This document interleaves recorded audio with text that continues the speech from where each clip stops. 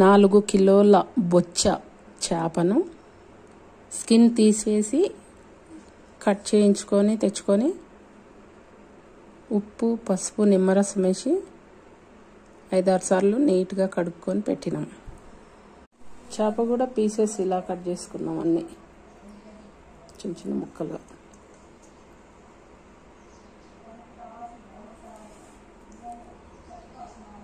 ఇది ఫస్ట్ నూనెలో ఫ్రై చేసుకుందాం పదండి.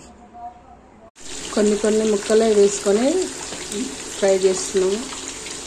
కొంచెం డార్క్ కలర్ వచ్చే వరకు ఫ్రై చేసుకోవాలి. ఈ కలర్ వచ్చే వరకు ఫ్రై చేసుకోవాలి. ఇట్లా ఫ్రై చేసుకుంటే పచ్చడి చాలా రోజులు నిల్వ ఉంటుంది, ఎన్ని నెలలైనా నిల్వ ఉంటుంది. మొత్తం ఫ్రై చేసుకోవడం అయిపోయింది.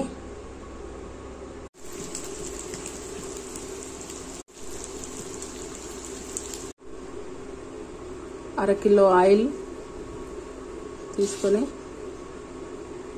ఆవాలు, జీలకర్ర, అల్లం వెల్లిగడ్డ పేస్ట్ వేసినాం. ఆల్రెడీ ఫ్రై అయింది, చల్లార పెట్టుకుంటున్నాం. చల్లారిన తర్వాత కారం వేసుకుందాం. పావుసేరు కారము, జీలకర్ర మెంతుల పొడి 2 స్పూన్లు, ఆవపిండి 2 స్పూన్లు, ధనియా పొడి 2 స్పూన్లు వేసి కలిపేసినాం. పచ్చడి రెడీ అయిపోయిందండి. Thank you.